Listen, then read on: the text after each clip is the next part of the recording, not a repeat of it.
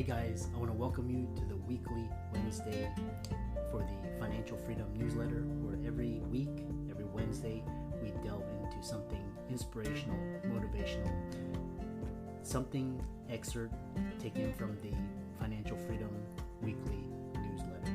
Wherever you are, if you're listening on Spotify, on iTunes, Google, be sure to click the like, subscribe, share, comment. And without ado, let's get into the show. Hey guys, welcome to this week's podcast episode. I'm really excited about today's guest, Hesha Abrams. She's the founder, CEO of Holding the Calm, and today's talk is going to be all about conflict resolution, negotiation, and some of the tools, tactics, and strategies to stay calm when the stakes are really high and the emotions are running high. So, Hesha, welcome. Wow, my pleasure to be here. Yeah, I know you're quite you're traveling the executive, and so tell people about your story and what you do, and we'll get right into it. Well, I'm an attorney mediator. I like to joke that I'm an attorney who evolved. I've been doing this 3 decades. I've done Facebook, Google, Microsoft, IBM, NVIDIA. I work with all the big ones, but also small ones too. I mediated the case over the ownership of the secret recipe of Pepsi, which was, another very, very interesting story. And so I have a laboratory of 30 years of how do you solve conflict and reduce tension. And, conflict and tension can be, or it can be, which is actually worse. It's harder to deal with someone like that. And I like to joke that, 1,000 people can build a building and one idiot with a stick of dynamite tears it all down. Preserving and protecting what you've built and what you've done, you've got to know how to handle conflict. And yet 99% of people don't. Their blood pressure raises, they get angry. We're basically one-trick ponies. We try one thing. Oh, didn't work with you, Chris. You're an idiot. You're ridiculous. You're a sociopath. You're fill in the blank. And I'll tell everybody, I'm doing a $1 billion case. And late at night, you know what the CEO's talking to me about? His idiot lacrosse coach that's screwing his kid on the team, or their difficult brother-in-law, or a crazy colleague. That's what they want to talk about. How do we do that? How do we handle some peace and harmony in our lives? So I'm happy to share some of that with you and your audience. Yeah, I love that. And why is it that so many people, most recently, whenever, there's some sort of conflict, I started, before I used to shy back away, but now I start to get curious. I try to enter into their world. Why are people so conflict averse? Well, let me give you a great analogy. We all know that if you drip spaghetti sauce or teriyaki sauce or barbecue sauce on the counter, if you wipe it up with a sponge, no problem, it's done. You leave it overnight, you're scraping it off with a knife, right? You leave it 3 months or 3 years, it's old and moldy and nasty. That, my friends, is conflict. And so we all know that. So why don't we wipe it up with a sponge early? Well, we don't know how. We're afraid we're going to make it worse. I tried and it failed. So we end up literally letting it wait and just get worse and worse and worse. And so that's the reason I wrote this book, which, I don't have a background on me, but, Holding the Calm, The Secret to Resolving Conflict and Diffusing Tension, as a simple, little, cheap, inexpensive, easy to read paperback with 30 years of secrets and tricks. How do you do it? So you don't feel ill-equipped when you have to deal with the situation. You've got a couple of tricks. You've got some sentence stems. You got a little 4-part thing I call Vox. You've got a whole bunch of things that you say, I'm going to try that and see if that works. And, it's an Amazon bestseller. People are loving it. What are some of the criterion? Because I know I've recently finished Crucial Conversations, but kind of tell the audience what are some of the situations, like the criterion when you should start implementing your tools and tactics. Well, I say all the time, it's sort of like, when should you brush your teeth? Well, morning and night, because Chris, you and I are chatting with each other and this is lovely. But let's say you said something that offended me, or I said something that offended you. the dynamic changes like that quick. So it's noticing, okay, wet spaghetti sauce. I gotta wipe that up because I can see it in your face.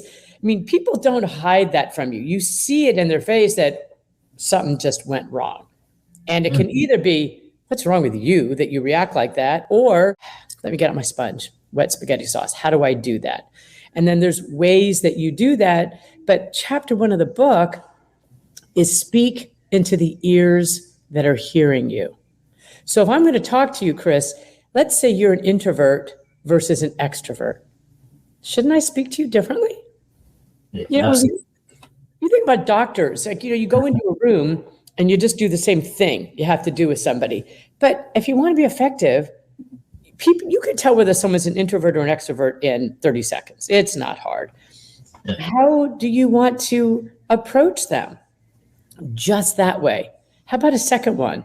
Big picture versus detail. Big picture person is just handle it for me, just deal with it, get that all done. Detail person is, I want to know how. I want to know what's going on. I want to be involved. Great. Somebody that just wants to get rid of it, or somebody that wants to have control and power. These are really subtle, small things, but what I like about it is you can figure that out in 30 seconds talking to somebody. And let's say you're new at this game. Okay, it takes you 2 minutes. I mean, seriously, it's only hard because we make it hard. The books that are out there, a lot of them are selling an approach. Do it my way and you'll be successful. That's not why I wrote this book, because I don't think that's true. I think it's like blood types. Blood transfusions came around really in the late 1700s for the first time, but they weren't really used until the early 1900s. And you're losing blood. Okay, you come over here. I'll give you some blood. You lived, you died. Oh, well, until they figured out blood types. It's the same thing with these kind of conversations. You should never let anyone tell you there's only one way to do anything, ever. It's like personalized medicine. I need to see you and then go, okay, which one of my tools is going to work best with you? What outcome do I hope to achieve? Where am I trying to go with this? And then you try something, and let's say it doesn't work. Great, try the next one. One thing that I developed this during residency when everybody was freaking out and just like, the hysterical or just the kind of the aggressive, jerk. And one of the problems was being able to get through them, get past that hysteria or just that aggressiveness. And so what are some tools to kind of, because how to help them, but it's just, you got to get through all that noise and jump to actually calm them down. What are some tools? Exactly. So never in the history of calming down has anyone ever calmed down by being told to calm down.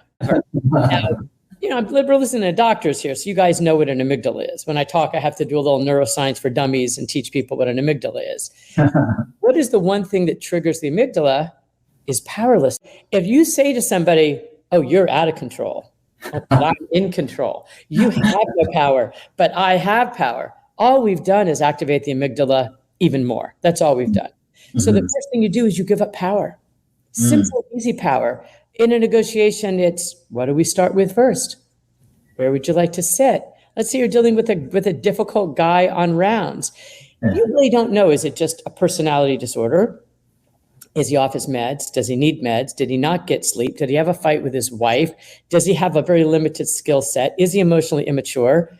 You don't have time to figure that junk out. All you're seeing is the symptoms. Well, the symptoms are easy. Somebody needs power. He needs some level of control. So you give it to him on stupid stuff. Where would you like to begin? How do you think we should start? Your advice is good. Just that lets the amygdala calm down. And then what happens is the person that's real aggressive is in, boom, a nanosecond, which is a billionth of a second, I look at you and say, friend or foe. That quick. Well, I want to switch it from foe to friend. Yeah. So I'm not a threat. I'm not a challenge. And if someone's really emotionally immature, I bow before your serious, superior wisdom. Who cares? What difference does it make? Because who's going to win the end? You don't think about the battle. You think about the war. So that's the simple stuff. In the book, I have a technique called VUX: validate, understand, clarify, summarize. And I call it VUX because you can tell someone to VUX off, because nobody's going to forget it now, are you? The first step is to validate.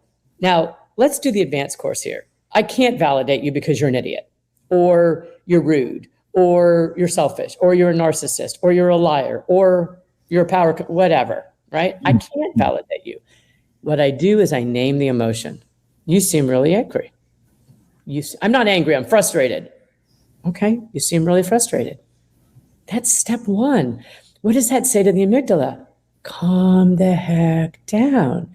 And neuroscientists have shown, when they shove people in MRIs with electrodes and stuff all over their heads, is that when people's amygdalas are triggered, they go into something called a refractory state, which interestingly, in almost everyone, lasts for about 20 minutes.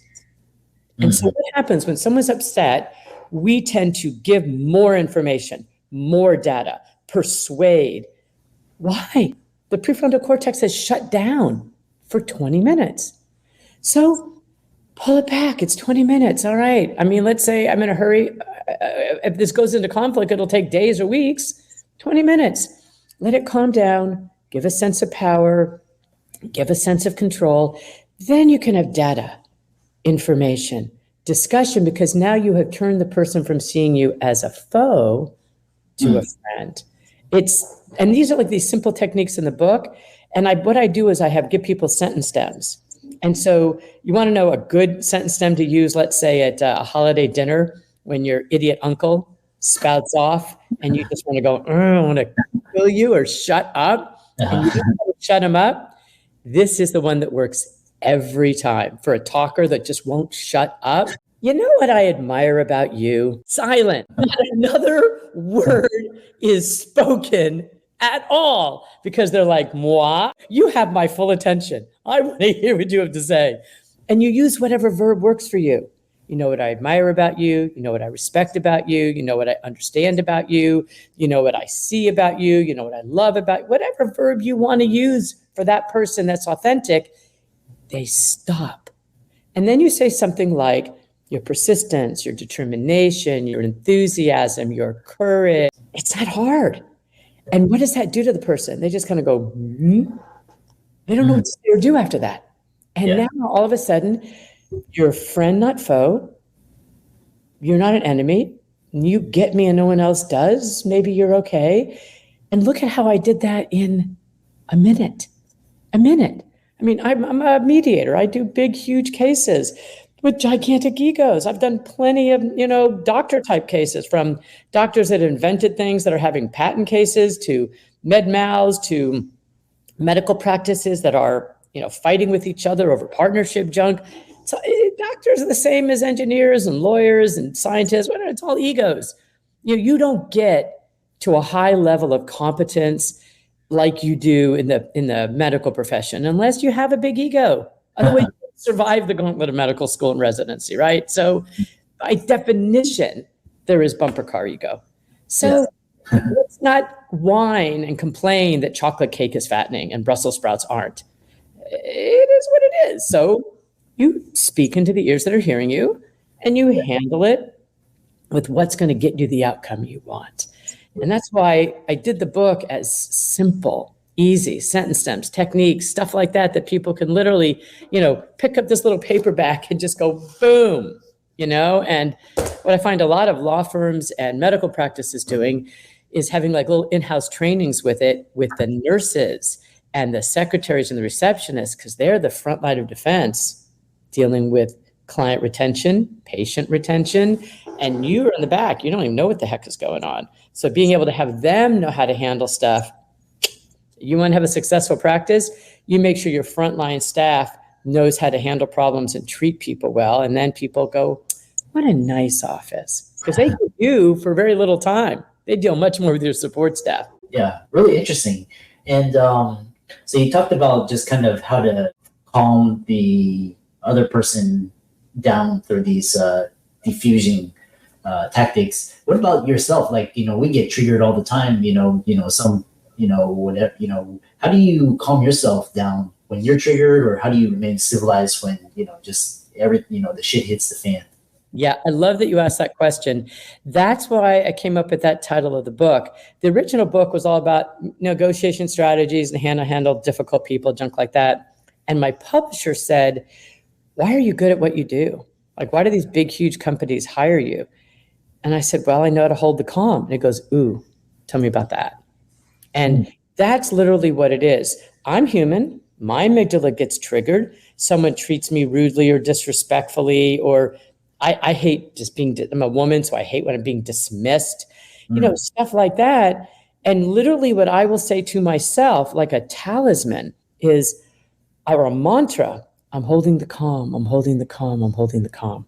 That takes 2 seconds. Now, neuroscience pop quiz, what did that do to my amygdala?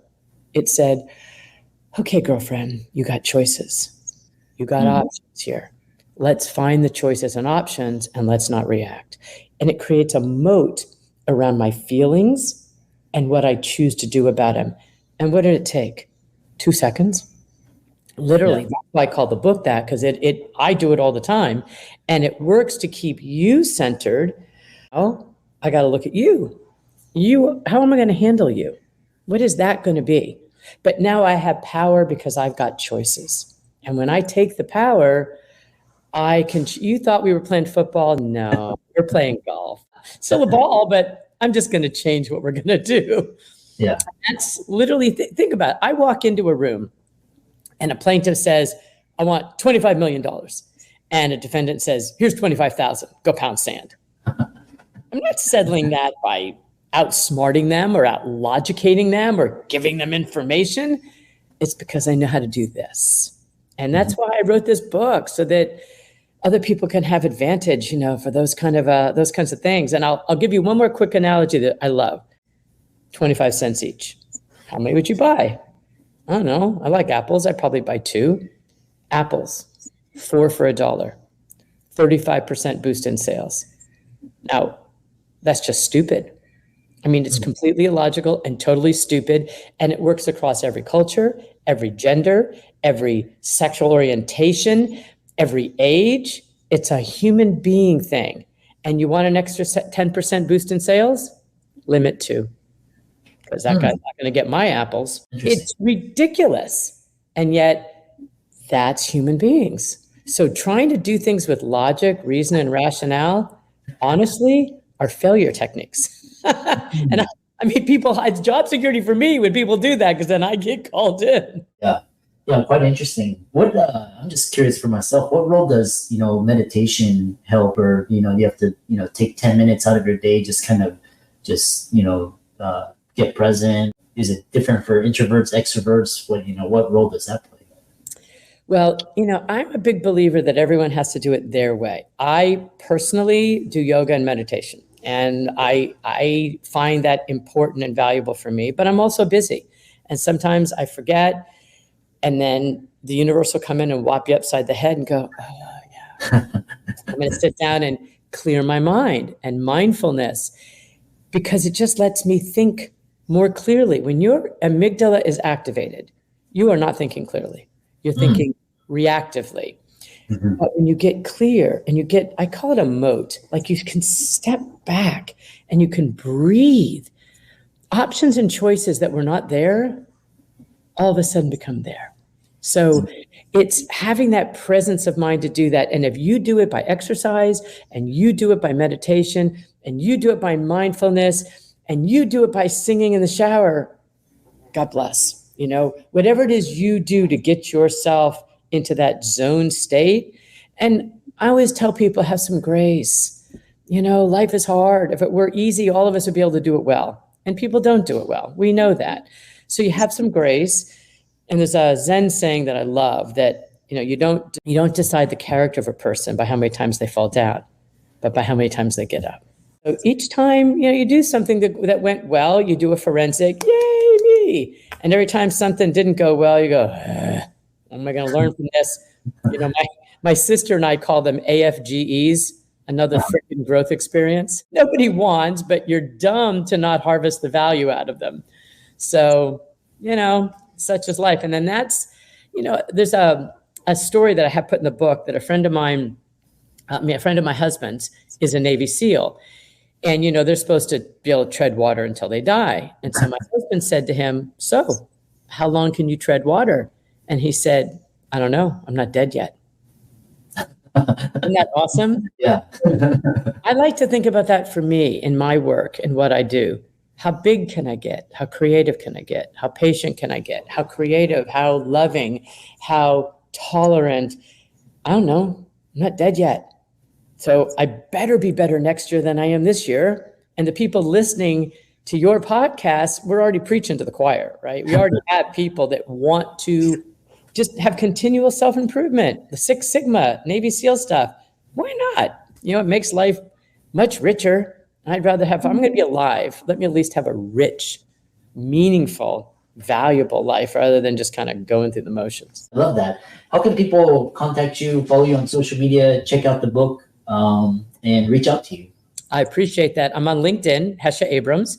I have a Facebook page, or on Facebook, and then the web page is holdingthecalm.com.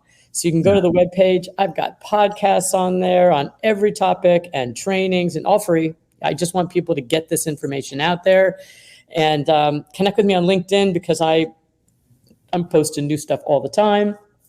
My little baby paperback is everywhere. But if you're kind enough to get it on Amazon, please leave me a nice review because that helps the search engine demon gods. And we're just trying to get, the word out there that things don't have to be hard. It's like if you can't see and then I stick glasses on you, oh, I didn't even know how bad it was. That's what this is with tension and conflict. We don't have to live like that. So anyway, I hope it helps your audience. Yeah, excellent. And really fantastic conversation, really interesting slant, tension, and conflict. Hesha's resources, all our social media channels will be in the links in the show notes. Be sure to check out the book on Amazon. I'm going to check it out as well right after this. And with that, thanks so much for coming on to the podcast. My pleasure, everybody. Hope you have a great day.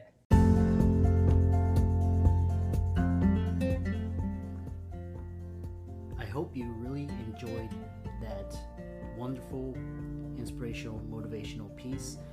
Again, wherever you are listening, if you liked it, be sure to like, comment, share, subscribe. We're on everywhere: Spotify, iTunes, Google, Amazon, Audible. And without much ado, be sure to thank this show's sponsors, and we'll see you next week.